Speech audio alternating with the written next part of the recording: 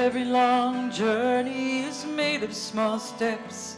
It's made of the courage, the feeling you get when you know it's been waiting for you. The journey's the only thing you want to do. We cannot know what you go through or see through your eyes. We will surround you, the pride undisguised.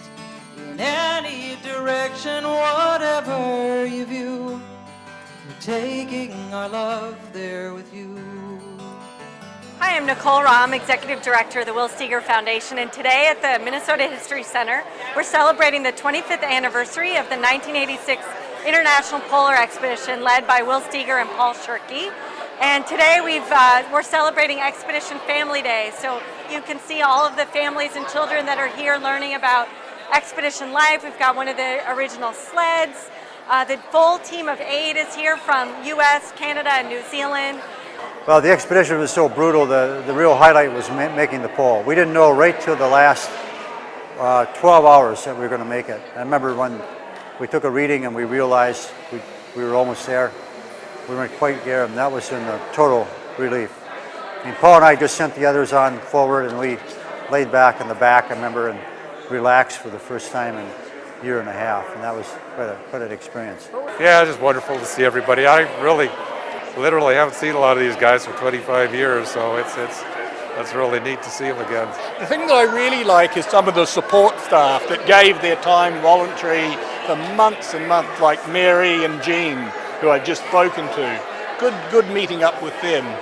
In some ways, it seems like the trip was just yesterday, and in other ways, it seems like it's just kind of a blur. So, but it's good, definitely good to reconnect with people and see how everybody's changed. Yeah, it's like a big birthday present for all of us because this trip really was a gift.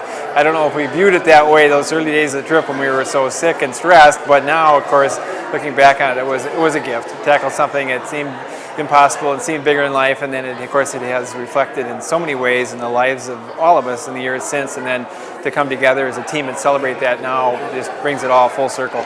There was nothing no books we could go to, right, to learn how to do it. We had to kind of do it ourselves.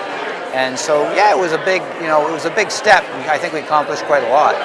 It allowed for me to really find my niche, and that was sort of that mix of passion and purpose. My love of being an educator and my love of the outdoor life, and I can do those together. And that's that platform that Will and Paul gave me, of inviting me on that trip and being the first known woman, gave me a platform that I to this day feel like I never want to squander. I always want to pay it forward. And Will and Paul really gave me that gift. Upstairs we've got additional activities where kids can see the tent and try on expedition clothing, learn about how much food the team needed to consume to stay active and alive on the expedition, and we're about to go in and have a public program. Just a quick story about my lead dog, Smarty.